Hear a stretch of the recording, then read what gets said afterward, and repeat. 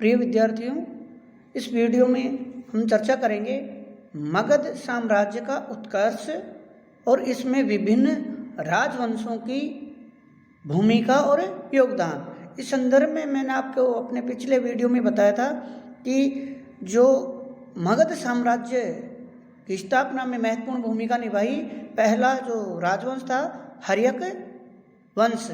उसके बाद में जब आप देखते हैं कि हर्यक वंश का संस्थापक बिंबिसार, उसका पुत्र अजातशत्रु, उदयन, ये अच्छे शासक थे। अजातशत्रु एक शक्तिशाली सम्राट था, बिंबिसार भी, और उन्होंने मगध के उत्कर्ष में महत्वपूर्ण योगदान दिया। लेकिन उदयन की मृत्यु के बाद अनिरुद्ध, मुंडक और नागदासक ये कमजोर शासक थे और अयोग्य शासक थे। और जो अंतिम शासक था नागदासक वो नितांत अयोग्य था और जिसके पितृहंता था। जनता उससे परेशान थी और प्रजा ने जो काशी का वायसराय था उसको, शिशुनाग, उसको बुलाया और नागदासक को गद्दी से हटाकर उसकी जगह पर शिशुनाग को मगध की गद्दी पर बिठाया। इस प्रकार एक बिना युद्ध के, बिना लड़ाई झगड़े के, बिना कोई विरोध के एक तख्ता पलट हो गया और एक नए वंश की स्थापना हुई जो शिशुनाग के नाम पर ही शिशुनाग वंश कहलाया। हम शिशुनाग वंश की बात करते हैं तो शिशुनाग वंश ने 412 ईसा पूर्व से लेकर 344 ईसा पूर्व तक शासन किया।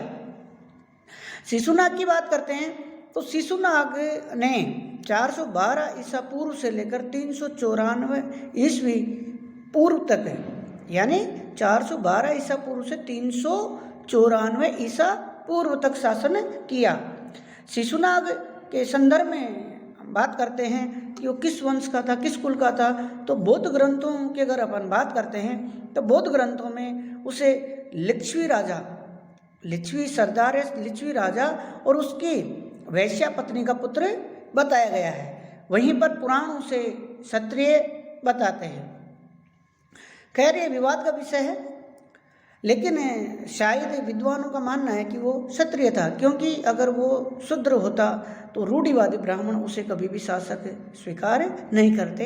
खैर जो भी है, शिशुनाग की बात करते हैं तो शिशुनाग एक शक्तिशाली सम्राट था, राजा था। उसने इस समय अगर अपन बात करते हैं, जैसे आप देख रहे हैं, मैंने आपको पिछले वीडियो में बताया, आपको नोट्स भी डाले हैं, आप देखते हैं कि जो उत्कर्ष, विकास, निरंतर आगे बढ़ने की जो लालसा, महत्वाकांक्षा जो मगध और अन्य राजवंशों के मध्य थी, जिसे इस संदर्भ में हम बात करते हैं तो उसका जो पड़ोसी शक्तिशाली राज्य था अवंती, तो अवंती और मगध में पहले से ही प्रतिस्पर्धा चली आ रही थी और अवंती ने जो वत्स था उसको जीतकर अपनी स्थिति और मजबूत बना ली थी।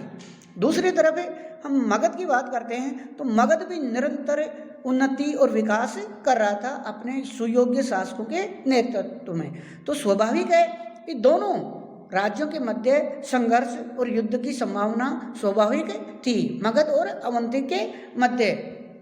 मगध की बात करते हैं तो यहाँ शिशुनाग गद्दी पर था और अवंती की बात करते हैं तो चंड प्रद्योत जो अवंती का एक शक्तिशाली शासक था, उसके मृत्यु के बाद अवंती में कोई योग्य और शक्तिशाली शासक नहीं था। ये शिशुनाग के लिए एक महत्वपूर्ण अवसर था और उसने अवंती पर आक्रमण कर दिया। वहां का जो शासक था अवंती का, नंदीवर्धन या महानंदिन, वो उसका मुकाबला नहीं कर पाया शिशुनाग का, और अवंती पर किसका अधिकार हो गया? मगध का। अब मगध पर अधिकार हो जाने के साथ ही अवंती मगध में मिला लिया गया, लेकिन इसके साथ ही मगध का वत्स पर भी अधिकार हो गया, क्योंकि जो अवंती था उसने मगध को जीतकर, अवंती ने वत्स को जीतकर अवंती में मिला लिया था। और जब मगध ने अवंती को जीता तो अवंती के साथ साथ वत्स भी मगध में मिला लिया गया। इस प्रकार ये जो अवंती की विजय के साथ ही वत्स की विजय, इस प्रकार मगध एक विस्तृत और विशाल साम्राज्य हो गया। और अब देखते हैं तो मगध में वत्स, कौशल, काशी, अवंती, वत्स, लिच्छवी, जो वज्जी राज्य था आदि मगध में सम्मिलित कर लिए गए। हम मगध में जो अवंती और वत्स के मिलाने से एक महत्वपूर्ण परिवर्तन क्या आया कि जो व्यापारिक और आर्थिक दृष्टि से भी ये बहुत ही महत्वपूर्ण सिद्ध हुआ, क्योंकि एक जो व्यापारिक मार्ग था वो पाटलिपुत्र से भड़ोज तक जाता था। दूसरा, राजनीतिक दृष्टि से जो मगध था उसकी पश्चिमी सीमा जो थी मालवा तक विस्तृत हो गई थी। यानी अवंती की विजय आर्थिक, राजनीतिक, व्यापारिक दृष्टि से मगध के लिए बहुत महत्वपूर्ण सिद्ध हुई। इसके अलावा जो शिशुनाग की दूसरी महत्वपूर्ण उपलब्धि थी, उसने वैशाली को मगध की अपनी दूसरी राजधानी बनाया। यह उसकी दूसरी महत्वपूर्ण उपलब्धि मानी जाती है कि उसने वैशाली को मगध की दूसरी राजधानी बनाया। इसके अलावा शिशुनाग की बात करते हैं तो शिशुनाग ने बौद्ध ग्रंथों के अनुसार 412 ईसा पूर्व से लेकर 394 ईसा पूर्व तक शासन किया। शिशुनाग की मृत्यु के बाद जो उसका पुत्र था कालाशोक, जो इतिहास में काकवर्ण के नाम से भी प्रसिद्ध है, काकवर्ण के नाम से भी वो जाना जाता है। तो शिशुनाग के बाद उसका पुत्र कालाशोक गद्दी पर बैठा, जिसने 394 ईसा पूर्व से लेकर 366 ईसा पूर्व तक शासन किया। कालाशोक की हम बात करते हैं तो कालाशोक की जो उपलब्धि थी, महत्वपूर्ण उपलब्धि हम मान सकते हैं, वो ये थी कि उसने पुनः वैशाली के स्थान पर पाटलिपुत्र को मगध की राजधानी बनाया। इसके बाद स्थायी रूप से हमेशा के लिए मगध की राजधानी पाटलिपुत्र ही रही। दूसरी जो महत्वपूर्ण उपलब्धि हम मान सकते हैं, यह मानी जाती है कालाशोक की, वो थी कि महात्मा बुद्ध के महापरिनिर्वाण के 100 वर्ष पश्चात अर्थात 383 ईसा पूर्व में वैशाली में बौद्ध धर्म की द्वितीय बौद्ध संगति का आयोजन किया गया, जिसमें पहली बार बौद्ध धर्म था वो स्तीवर और महासांगिक नामक 2 संप्रदाय में विभाजित हो गया, जिसमें स्तीवरवादी वो कहलाए जो बौद्ध धर्म में किसी प्रकार का परिवर्तन नहीं चाहते थे, यानी बौद्ध धर्म के मूल सिद्धांतों, नियमों को वो पालना करने में विश्वास करते थे। और महासांगिक वो कहलाए जो समय के साथ बौद्ध धर्म के सिद्धांतों, शिक्षाओं, आचरण, नियम उनमें समय के साथ परिवर्तन चाहते थे। तो वैशाली की जो प्रथम बौद्ध संगति का आयोजन हुआ वो कालाशोक के समय हुआ और ये उसकी महत्वपूर्ण उपलब्धि मानी जाती है। हम कालाशोक की बात करते हैं तो कालाशोक 366 ईसा पूर्व में उसकी मृत्यु हुई और उसकी मृत्यु, कालाशोक की मृत्यु के बाद ऐसे कहते हैं कि कालाशोक भी जो एक षड्यंत्र के तहत मारा गया।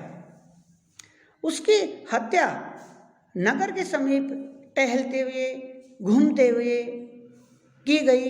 और अब ये बात महत्वपूर्ण है कि वो जो कालाशोक था, काकवर्ण, जो षड्यंत्र का शिकार के तहत अपने नगर, अपनी राजधानी के समीप टहलते हुए छुरा घोंप कर मार दिया गया, उसके बारे में विद्वानों में यह है कि वो कौन था, कालाशोक का हत्यारा कौन था। जैसे यूनानी विद्वान है कर्टियस कहता है कि वो अग्रमेज। कौन था? अग्रमेज।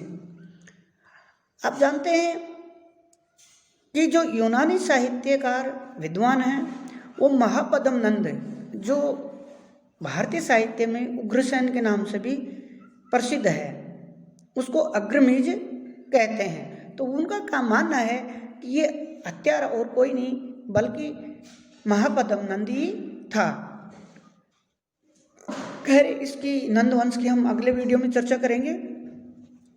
लेकिन 366 ईसा पूर्व में कालाशोक की मृत्यु के बाद विद्वानों का मानना है कि कुछ ग्रंथों में भी इसकी जानकारी मिलती है कि उसके 10 पुत्रों ने सम्मिलित रूप से 22 वर्ष तक शासन किया। यानी 366 में ईसा पूर्व में कालाशोक की मृत्यु हुई और उसके 22 साल बाद यानी 344 ईसा पूर्व तक कालाशोक के 10 पुत्रों ने सम्मिलित रूप से शासन किया। और इस वंश का जो अंतिम शासक था, शिशुनाग वंश का अंतिम जो शासक था वो था महानंदिन या नंदीवर्धन। और महानंदिन या नंदीवर्धन ही शिशुनाग वंश का अंतिम शासक था। और इस प्रकार 344 ईसा पूर्व में शिशुनाग वंश का अंत हुआ और मगध साम्राज्य में एक नए वंश नंद वंश की स्थापना हुई। नंद वंश का जो शासन काल है भारतीय इतिहास में और मगध के इतिहास में एक महत्वपूर्ण और क्रांतिकारी घटना मानी जाती है, क्योंकि ये इस बात को लेकर सभी इतिहासकार और विद्वान सहमत हैं कि जो नंद वंश था वो निम्न वर्ण से संबंधित था। और ये जो नंद वंश का एक सत्ता में गद्दी पर बैठना, शासन करना, ये निम्न वर्ण के उत्थान का प्रतीक माना जाता है। नंद वंश की हम अगले वीडियो में चर्चा करेंगे। धन्यवाद।